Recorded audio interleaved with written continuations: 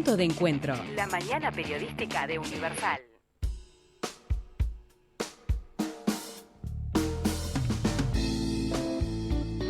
Son las 8:35 de la mañana y avanzamos en Punto de Encuentro. Es un placer recibir hoy al ministro de Industria, Energía y Minería, Omar Paganini. ¿Cómo le va, Omar? Bienvenido. Muy bien, por suerte. Muchas gracias. Gracias por estar aquí. Buenos días. Un Gracias placer por tenerlo acá. acompañarnos. ¿Está confirmado, ministro, que los combustibles a partir del 1 de abril aumentarán, pero menos de lo que deberían? No hay nada confirmado. Ayer los diferentes medios que informan desde la Torre Ejecutiva lo adelantaban en base a fuentes, ¿no? Por ejemplo, Leo Silvera para Telemundo decía, bueno, lo que nos transmiten es que los combustibles van a tener que subir por un tema innegable, pero de nuevo será menos de lo que tendría que ser. Usted dice que no está confirmado, pero ¿vamos en esa línea? Estamos estudiando, como siempre, en esta época, todos los meses, y más en este contexto de petróleo tan volátil, cómo queda lo que debería costarle a ANCAP, lo que debería cobrar ANCAP, y qué impacto tiene eso en la economía nacional, en el bolsillo de la gente, y tratamos de minimizarlo, de mitigarlo, en la medida que las finanzas de ANCAP dan. Es cierto que estamos asistiendo a un fenómeno muy especial. Los precios del petróleo venían subiendo todo el año pasado porque venían subiendo todos los commodities en un proceso mundial de recuperación, pero ahora tenemos un fenómeno que empezó en enero y que se agudizó mucho más con la guerra. O sea, el mundo fue previendo que esto podía pasar y ahora pasó. Y para darles una idea, el último promedio que cerró la URSEA ya era muy alto, eran $96 el barril. El mes anterior habían sido 85, y así venimos, y ahora da la impresión de que el promedio va a terminar dando como 115. Es un aumento tremendo de los precios, una gran volatilidad, que también impacta en otros precios, lamentablemente para nuestro país en algún sentido, y bueno en algún otro, porque algunos son commodities que exportamos nosotros, pero básicamente la guerra lo que afecta es el petróleo, el gas, el trigo y el aceite de girasol. Y en el caso del petróleo, el trigo y el aceite son precios que a nosotros de alguna manera nos impactan. El gas es un gas europeo, pero también pega en el petróleo, porque Rusia es el principal proveedor de gas de Europa, como sabemos. Entonces, cuando el gas sube, la gente reemplaza por otras cosas y ahí sube el petróleo. En fin, tenemos un shock muy fuerte de precios negativos en lo que es en la energía. Diría que el mundo tiene una crisis energética. Estamos asistiendo a que en Argentina se está hablando de racionar el gasoil, o sea, cosas... Cupos de gasoil. Sí, claro, y bueno, un racionamiento, que son cosas que son de crisis energética fuerte, digamos. En Brasil tenemos el precio más alto en el gasoil y en las naftas que en Uruguay. Lo que estamos asistiendo es a un fenómeno que nunca se había dado en los últimos años, que es que las estaciones de servicio de frontera venden mucho más porque están vendiendo para Brasil. Entonces ahí tenemos un desafío también, porque lo que resulta es que si estamos vendiendo por abajo del costo y perdemos plata, pero además lo usamos para subsidiar a los brasileños, no parece razonable. Estamos subsidiando a Brasil de alguna manera. No parece razonable. O sea, ANCAP está vendiendo por abajo del costo hoy, tenía espalda financiera para hacerlo, en algún momento... ¿Tenía o tiene? Y le queda muy poquito, digamos. Pero algo le queda. Y justamente ANCAP ayer le propuso ya al Poder Ejecutivo un aumento de 5 pesos en las naftas y 10 en el gasoil. ¿Esto ya es menos de lo que debería ser? Sí. Ajá. Y falta el informe de la URSEA. Ahí va, pero la idea es que más o menos vaya por ahí entonces. No. Vamos a evaluarlo bien. La idea es que tal vez podamos tener resto para un poco menos que eso o menos que eso. Ajá. Pero sí, hay un momento difícil. Digamos, uno tendría que hacerlo. ¿Por qué no lo hace? Por dos razones. Una, porque esto después impacta en todo lo que sabemos. Otra, porque hay una volatilidad. Entonces, la volatilidad uno no tiene por qué transmitirla automáticamente al mercado, porque ahí genera picos que después distorsionan todo. Entonces, bueno, si podemos atenuar esa volatilidad y esperemos que dentro de un par de meses se termina la guerra y el petróleo baja, uno dice, bueno, logré no transmitir esto al mercado. Por eso uno trata de contenerlo. Pero del otro lado del mostrador está la plata que le cuesta a ANCAP y eventualmente al Estado atenuar esto, que tiene un límite, porque estamos en un país que no tiene unas finanzas sanas como para decir, puedo volcarle cientos de millones de dólares a frenar el... Y después también tenemos este tipo de efecto secundario y colateral, como que, bueno, además terminamos exportando subsidios al Brasil, lo cual no parece razonable tampoco. Frente a estas cifras que da ANCAP, que usted admite que sería un poco menos, no pretendo que me dé el número, porque no me lo va a dar, obviamente, pero ¿de cuánto menos estaremos hablando? ¿De qué porcentaje, de qué línea de variación voy a usted considera que es menos que estos números que han sido públicos? Esa es la idea. La verdad que no puedo adelantarlo. Es mi idea, pero vamos a Esa es su idea. Todos los números, sí, pero hay que ver el margen que realmente tenemos y al final eso termina siendo cuánto cuesta y de dónde sale y cuánto ANCAP puede soportar. Y eso es economía. Es una discusión con economía, con OPP y con el presidente que la tendremos entre el miércoles y el jueves. El jueves es el último día para esto. Mañana tienen reunión en Torre Ejecutiva también. En realidad, vamos a ver si es mañana o es pasado. Mañana tenemos una reunión por todo el tema precios en general. Y puede ser que esto entre en esa reunión o quede para la siguiente. Usted tiene bastante sintonía con ese equipo, ¿no? Con la ministra de Economía, el presidente. ¿Quién, perdón? Usted. Sí, claro. Sí, además esta reunión es una reunión reperiódica, la tenemos, la tenemos seguido, digamos, no solo por este tema. Digo, no es de los ministros que haya tenido rispideces ni con el presidente ni con la ministra de Economía. Viene bien. Nada. Sí, además somos amigos de hace años. Ministro, ¿y el marco legal que da la ley de urgente consideración no los, de alguna manera, los limita en estas intenciones de que la volatilidad del mercado internacional en cuanto a los combustibles no se refleje tanto? No, para nada. Como está demostrado en los últimos año y medio, lo que pasó fue que digamos, ahí hay una confusión que se manejó durante toda la campaña, que es que la ley de urgente consideración nos obligaba a subir todos los meses los combustibles. Y eso no lo dice la ley de urgente consideración y no se aplicó así, y la prueba está, que no pasó. Lo que hizo la ley de urgente consideración es decir, todos los meses la URSEA va a publicar un informe. En base a ese informe que muestra la paridad de importación y a otro informe que recibimos de ANCAP, que es el que tú haces mención, aunque en general es un informe reservado, aquí no sé por qué hubo alguna filtración, parece. En base a esos dos informes, sí pasan, pero en la gestión profesional de una empresa no es la mejor idea, digamos.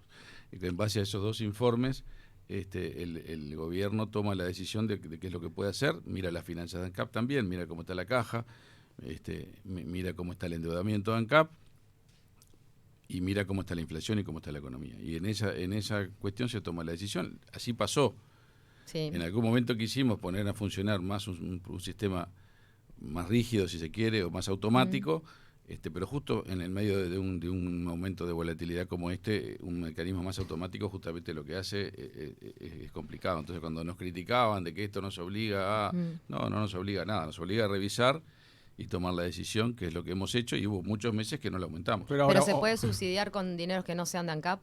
Y siempre se puede, el Estado puede decidir, vamos a poner un dinero para esto, pero lo que pasa es que cuando uno pone un dinero para esto, no lo pone para otra cosa. O si no, si lo pone para todo, lo que termina pasando es que genera fuerte inflación, y tampoco esa es la idea. Es el viejo tema de la frazada corta, digamos. Sí, hay que redistribuir permanentemente. Yo quiero decirle, ANCAP es como cualquier negocio. Si usted tiene un almacén y tiene que comprar el pan, y el pan le sube, es difícil que usted no lo pueda trasladar al cliente ese precio. Y acá es lo que pasa con el petróleo. Ahora, en el medio puede venir alguien, el Estado, decir, no lo suba, yo le doy dinero, o yo le dejo endeudarse. Bueno, pero eso tiene un límite, es la frazada corta de la que hablamos. Ahora, Omar, el hecho de que el gobierno termine tomando en los últimos meses una decisión política al final, ¿no? ¿No le quita credibilidad a la herramienta nueva que apunta a la transparencia? Lo que pasa es que con una empresa como ANCAP, al final la decisión esta impacta en toda la economía. Entonces uno tiene un mecanismo de transparencia que es la URSEA diciendo lo que debería costar. Después una decisión que el gobierno explica por qué la hace. De hecho, lo que sucedió ahora, y es muy importante que lo tengamos, es que desde que está funcionando esto, los combustibles en Uruguay no están por arriba de la paridad de importación. Todo el periodo anterior estuvieron bastante por arriba de la paridad de importación. Al punto tal... Usted dice en el global, al cierre, no mes a mes. No, digamos casi siempre. ¿Casi todos los meses? Casi todos los meses de los 7 años anteriores a nuestra gestión, el precio de la tarifa del combustible estaba por arriba y bastante por arriba de la paridad de importación. Tal es así que ANCAP recaudó mucho dinero por arriba de los costos, que eso ¿para qué se usó? Para recuperar unas finanzas que estaban muy mal heridas. ¿Por eso ganaba tanto ANCAP en los últimos tiempos, cuando tuvo Marta Jara al frente? Porque el petróleo estaba muy bajo, realmente bajó mucho, y las tarifas no lo reflejaron. Y eso es evidente y lo hemos dicho todo el tiempo. Sí. O sea, lo que sucedió, y sobre todo en algunos años, no en el último, no en el 2019, que ya el petróleo había recuperado un poquito y los costos habían subido además porque tiene otros costos esto, ¿verdad? y estaba congelada la tarifa del 2018, pero en el 2017, por ejemplo, 2018, 2016, ANCAP recaudó un montón de dinero por encima de la paridad de importación. Ese dinero, ¿para qué sirvió? Para una empresa que arrancó con la gestión de Marta Jara con un problema bárbaro que venía de atrás y le estabilizó las finanzas. En realidad, ¿qué se hizo? Se recaudó para arreglar un problema del pasado. Eso es lo que nosotros no queremos que pase y eso es lo que ahora no está pasando. ¿Cuál es la fecha para anunciar el aumento de los combustibles? El 31. O sea que el El 31 jueves. tenemos que saber. Sí, 31. Así ha venido funcionando El todo jueves este y rige a partir de la medianoche siguiente. Perfecto. Exacto. En esta mesa de negociación donde está con Economía, presidente, usted, OPP. OPP, ¿qué rol juega la inflación? Que está un poco arriba del rango meta, que se sabe que un aumento de combustible juega en ese sentido. ¿Cuál es la fuerza del argumento de inflación en todo esto? Y la inflación es importante porque en el fondo la inflación es el bolsillo de la gente. Y es lo que todos sabemos. Uno sube la energía y termina pegando en otros costos. Y eso ha pasado en todo el mundo en este momento, lo estamos viendo. Pero además aquí tenemos otro problema. Además del problema de cómo la energía se multiplica en otros costos, tenemos el problema de algunos alimentos que también están subiendo, y no exactamente por la razón de la energía, sino más por la razón de los precios internacionales y la escasez de cosas como el girasol, que sube el aceite. Entonces, todo eso genera una tormenta de precios que en el fondo es inflación y que el gobierno la quiere mitigar lo más posible. También lo mismo, la frazada corta, uno la mitiga, pero no puede ponerse a subsidiar con fondos que no tiene, porque en el fondo de algún lado sale el dinero. Si uno dice, bueno, vamos a frenar el precio tal, lo que termina haciendo es o subsidiándolo o generando escasez. La generación de escasez la estamos viendo en Argentina. Cuando dicen, vamos a poner cupos para el gasoil, ¿qué es eso? Escasez. No hay para todos, repartimos. Bueno, antes de llegar a esas situaciones tan drásticas, hay que tratar de mitigar la inflación lo más posible. Ministro, la guerra que viene afectando en varios precios ya acá en Uruguay, ¿puede representar alguna oportunidad para nuestro país o no? Siempre estas crisis generan a la vez problemas y oportunidades. En el caso del sector agroexportador hay oportunidades. Estamos hablando Pero es de corto plazo siempre, ¿no? Sí, son de corto plazo, sí, son de corto plazo. Lo que sí es una oportunidad, y era una oportunidad que veníamos aprovechando muy bien hasta que se armó la guerra esta, es que de alguna manera el mundo estaba recuperándose, acelerando y demandando más alimentos, digamos. Y eso estaba moviendo, y está moviendo el arroz, la soja, la carne, por supuesto. Estamos en un récord de faena de carne aquí, en este momento. Eso son buenas noticias. Tienen más que ver con el mundo recuperándose que con la guerra. Sí. Porque la carne no es un commodity que la guerra haya afectado. En realidad, eventualmente le habrá sacado a algunos consumidores. ¿Y el aumento de costos va frenando esa tendencia de mayores ventas? El aumento de costos no va frenando la tendencia de mayores ventas. Lo que puede apretar es la rentabilidad de algunas cosas. Porque al subirle la energía, claro, lo que uno gana por un lado lo pierde por el otro. Y entonces eso se llama los términos de intercambio de un país, o sea, lo que ingresa como cambia y lo que sale como cambia. Y el efecto de esto total todavía no sabemos si es positivo o es negativo. Esa es la cuenta país. Después está el problema de la inflación, que afecta a cada uno. Ajá. Ministro, en septiembre del año pasado mantuvo reuniones en Estados Unidos con gigantes de la tecnología como Google, Amazon, Microsoft, Apple. ¿Se avanzó en estos 6 meses con alguna de esas empresas para lograr inversiones en Uruguay o alguna oportunidad? Con Google estamos trabajando ya desde antes. En aquel momento sí. Fue una confirmación de cosas y Google sigue trabajando bien y estamos bastante contentos con cómo avanza. Ellos tienen un estilo de trabajo muy reservado. Van tomando decisiones parciales y las van haciendo y no hacen el anuncio final. Compraron el terreno, están haciendo ya algunas licitaciones para hacer obras, pero el proyecto en sí todavía no está confirmado 100%, pero estamos tranquilos de que es un tema de timing y no de decisión final. O sea, estas cuestiones de los data centers, que es lo que Google está manejando en Uruguay, tienen que ver con la demanda de uso de datos en Internet. Y esa demanda es una demanda que los grandes monstruos de la tecnología van tratando de prever y cuando ven el momento en que la necesitan sí o sí toman decisiones en distintos lugares del mundo.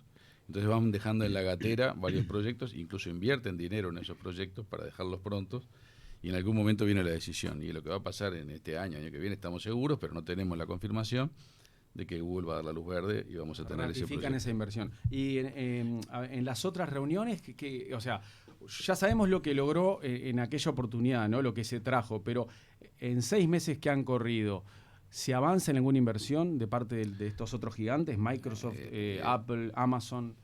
Se avanza en el mundo data center, se está avanzando de una manera un poco pintoresca, que es, aparecen otras empresas que son desarrolladores de data center, que preparan todo y se lo traspasan a un gigante, y uno no sabe quién es el gigante hasta más adelante. Y de hecho sí tenemos 2 proyectos en Uruguay de desarrolladores de data center. En paralelo con eso... ¿Y en qué están esos proyectos? Están en etapa de formulación, ya con algunos con contrato con alguna zona franca, en fin, ya hay esas cosas. Por otro lado, independientemente del negocio de data center, que es un negocio interesante, pero es un negocio de fierros, digamos. El data center es un negocio donde uno construye hardware y como conectividad con el mundo. Fibra óptica submarina, el cable Firmina que anunció Google, que es complementario con esto. O sea, el Uruguay se está transformando en un hub para la región, que puede serlo incluso para esto de los data centers. La demanda de data centers en el mundo crece mucho. Para darles una idea, en toda América Latina hay 350 megavatios, se miden en megavatios de energía eléctrica, pero se puede medir en otra cosa, de data centers, y en América del Norte hay 6.000. Entonces, claro. la demanda hoy, ¿qué pasa? Nuestros datos, ¿a dónde van? Generalmente están yendo al norte. La demanda de instalar en el sur va a ir creciendo, y Uruguay tiene una oportunidad de ser un hub, que es un hub, un núcleo donde se instalen varios. ¿Por qué? Porque tenemos la seguridad jurídica para estas inversiones que son a 20 años. Hay expertos que dicen que ya somos un hub. No, pero no en data centers. En data centers queremos ser un hub. Somos un hub en desarrollo de software. Y eso va asociado a esto y tiene más que ver con el desarrollo de empresas que desarrollan código, servicios y demás para el mundo digital. Algunas para otros, como por ejemplo Globant, que es una empresa que le vende servicios a otras, a algunos de estos gigantes, que se vienen creciendo su presencia en Uruguay. Y eso se ha visto en varias de ellas, y algunas que han sido compradas, algunas empresas uruguayas que han sido compradas por gigantes de la tecnología. Entonces Uruguay también es un hub de desarrollo de software, eso ya lo es, y lo es desde hace tiempo, pero ahora ya es maduro, digamos, y ya tiene visibilidad internacional fuerte. ¿Y Uruguay está listo para dar un salto en la transformación digital? Sí, Uruguay está listo, pero tiene el desafío de los recursos humanos, que es el principal. Entonces lo que está pasando, y ha pasado después de la pandemia, es que estas empresas son empresas que trabajan en red con gente que está dispersa. Y ahí hay una oportunidad para aliviarnos un poco la restricción del recurso humano, que es contratar personas en Argentina, en Colombia, en Perú. O sea, etcétera. ¿faltan ingenieros de sistemas de acá? Sí, faltan, sí. Y faltan hace años. Estamos con 0 desempleo, hace Cero. mucho. Y eso se nota en los muchachos que salen de la universidad, que ya todos tienen trabajo y todos ganan buenos sueldos, y se cambian de empresa con demasiada facilidad, y eso se quejan los empresarios. Está toda esa movida que está sucediendo hace tiempo, y que ahora tenemos que en estas empresas uno encuentra fuerza de trabajo en varios países de la región. La región tiene una capacidad de exportar estos servicios al norte, generalmente por el uso horario, y eso está pasando, y las empresas uruguayas lo están aprovechando.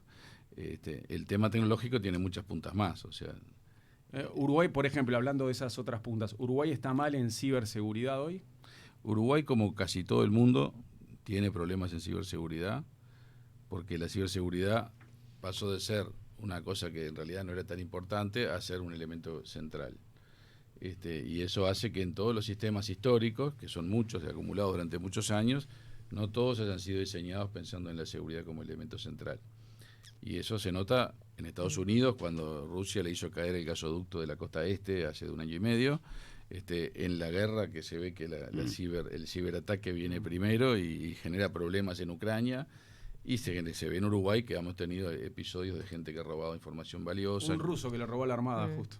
Un hacker ruso. Bueno, los rusos se especializan en hacking. Son profesionales. Sí, pero incluso los centros de salud han recibido también, ¿no? Entonces hackeos. tenemos un problema de seguridad que tiene 2 partes: la plataforma tecnológica que tienen las organizaciones y la conciencia que tienen las personas. Cada uno de nosotros no siempre es consciente de los riesgos de ciberseguridad en lo que incurre. Por ejemplo, cuando contesta un mail y le hace un clic, y de repente el clic ese es instalarle un virus que le roba información. Mails que se hacen pasar por un proveedor de DHL, perdón por mencionar una empresa, que se hace pasar por un courier que tiene un paquete para usted, y usted entra, cree que es el courier, le carga la tarjeta de crédito, Y esto me pasó hace un mes y medio. Y resulta de que no existía, era una página ¿Le pasó falsa. a usted? Sí. Ay, Dios mío, estamos todos Qué en divino. peligro. Hackear al ministro de Industria debe ser una dulzura que Es cualquiera buenísimo. O sea, el tema de la ciberseguridad es cada vez más generalizado, una cosa que tenemos que ser todos conscientes de las prácticas que tenemos que tener para ser seguros, no repartir la información nuestra cuando no parece legítima la fuente, etcétera, etcétera. Ministro, le voy a llevar un tema un poco más político. Yo sé que usted es un técnico que no se mete No tanto tengo problema, me puedo meter. en ese barrial de ese lado de la cancha. Cada vez pero- más se mete. Sí, bueno, pero lo voy a llevar a ver si patea bien en el barro. Pero durante estos 2 años, una de las discusiones, si uno saca un poco toda la pirotecnia política de la discusión de la oposición con el gobierno, ha estado el rol del Estado, que es una vieja discusión que hay acá en Uruguay. Un rol del Estado más presente, quizá un poco más endeudado para encontrar algunas fórmulas en los sectores sociales más carenciados. Ahí está un poco el déficit fiscal, la deuda anterior. ¿Cuál es su posición industria en esta mesa de discusión que se va a tomar a cargo el anuncio de precios y combustibles en las próximas horas, sobre si el Estado no debería ahora sí dar una señal un poco más clara de poner un poco más de plata arriba de la mesa en este Uruguay 2022? Yo creo que pusimos mucha plata arriba de la mesa. Más allá de eso, yo no estoy... Está muy demostrado. No, porque creo que hay que partir por el principio. Si algo nadie puede decirnos, durante la pandemia el Estado no estuvo presente y no puso plata arriba de la mesa.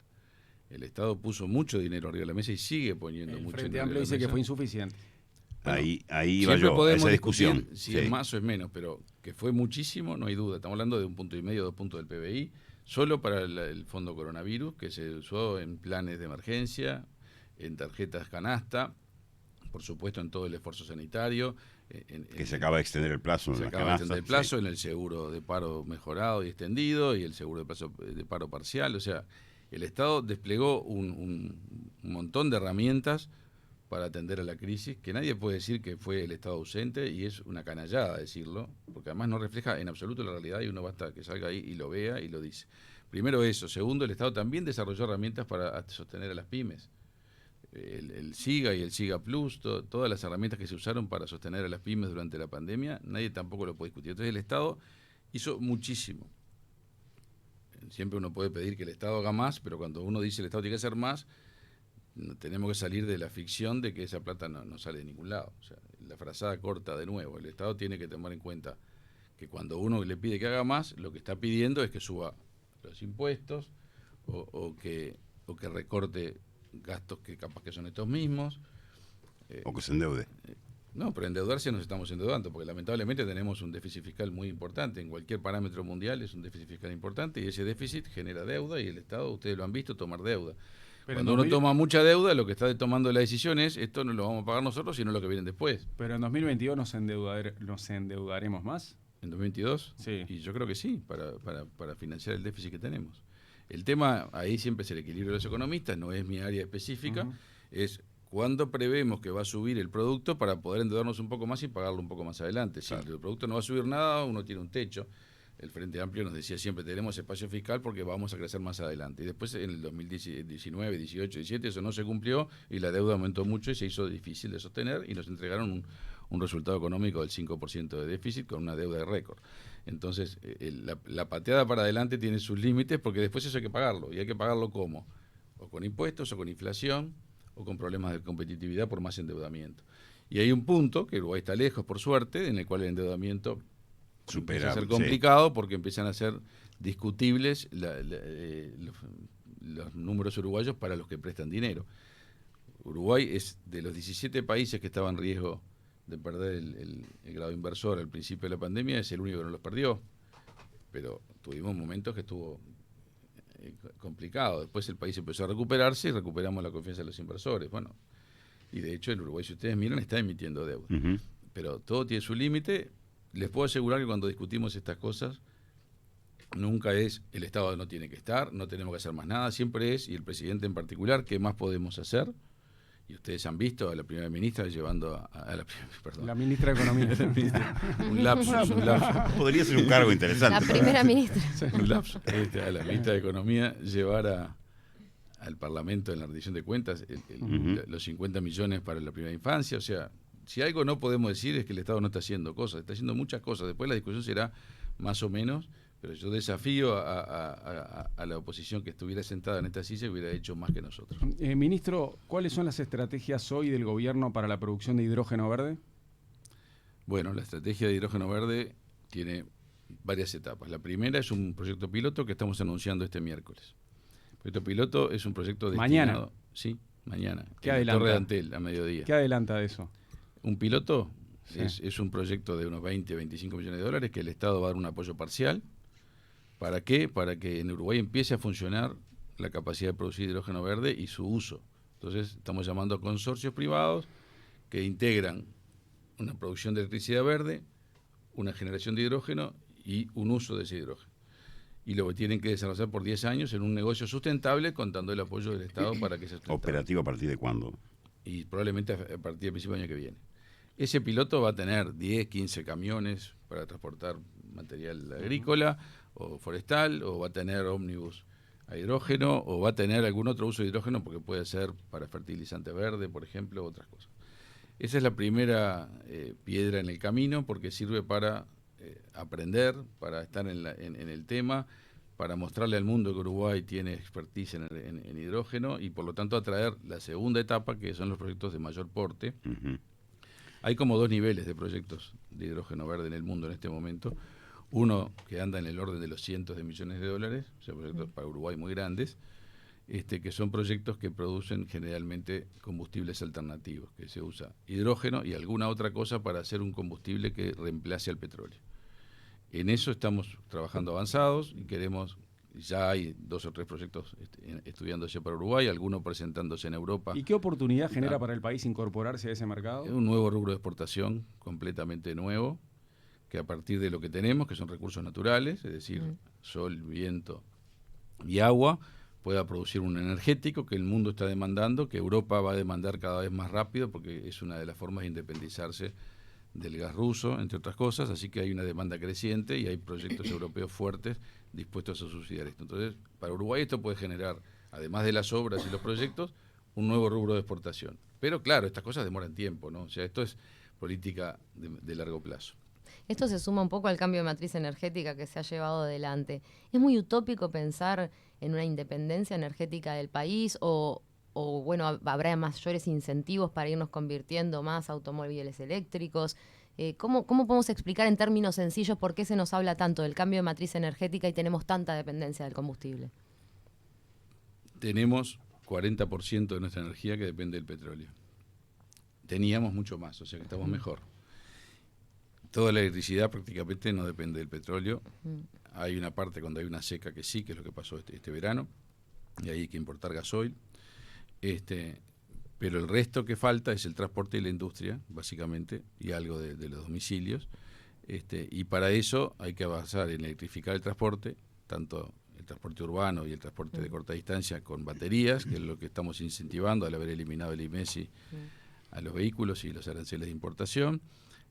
Más un proyecto agresivo de UTE de instalar cargadores, que todavía viene una segunda fase con cargadores rápidos, más una serie de instrumentos más para que los privados también inviertan en infraestructura, y después, para lo que es la carga de larga distancia, hace falta el hidrógeno para vehículos de hidrógeno, que es uno de los que estamos buscando con este piloto, que se vaya, empiece a mover esa rueda. Creo que el Uruguay no es nada utópico que pueda reemplazar al petróleo, le va a llevar 15 a 20 años, pero lo va a tener que hacer. ¿Por qué? Porque además tenemos energía renovable en abundancia y tenemos un territorio que lo permite explotar, porque este tipo de cosas en Europa es un problema, hay que pensar en poner molinos y no hay dónde, en fin. En Uruguay tenemos territorio y el costo de la tierra lo permite.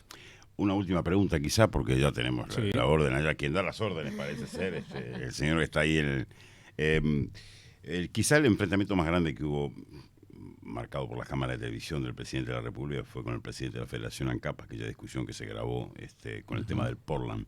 Yo le quiero preguntar un poco cómo ve el funcionamiento de la empresa ANCAP después de algunos elementos de seguridad que hubo complejos, como fue la bandera esa puesta en la chimenea de ANCAP, en la antorcha, en el fósforo, como se lo conoce particularmente, aquella rotura que hubo en ANCAP. Si ustedes prevén que en ANCAP va a haber problemas, sobre todo teniendo en cuenta que ese presidente de la Federación ANCAP fue uno de los impulsores del sí.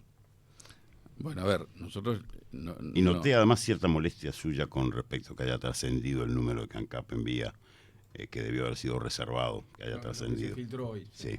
Sí, la verdad que hay cierta molestia porque ese es un documento reservado que va al Ministerio y al Ministerio de Economía. Pero vamos al tema de fondo.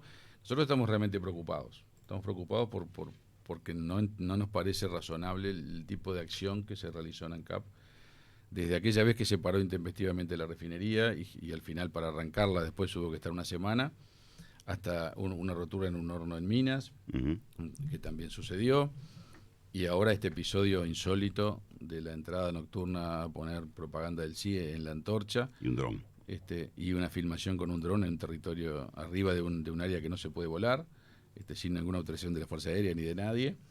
Eso indica una conducta que trasciende toda la historia de las relaciones laborales en ANCAP y que no se explica razonablemente en base a lo que se está en discusión con el Ministerio de Trabajo, que tiene que ver más con las horas sindicales. Tiene que ver con en realidad temas menores. No estamos discutiendo aquí ni despidos, ni estamos discutiendo bajas salariales, ni nada grave, y sin embargo resulta que tenemos medidas que afectan a la seguridad nacional, porque vamos a decir como las cosas como son.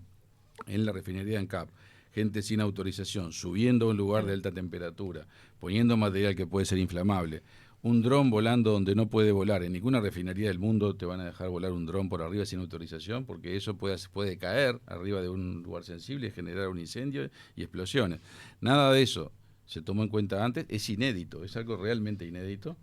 Varias de estas cosas no pasaban, salvo en el golpe de Estado del 73. Cuando dijeron nunca habíamos apagado la refinería desde el golpe de Estado. Son cosas insólitas para la discusión que tenemos a nivel laboral. Las relaciones laborales en ANCAP no están en ese punto.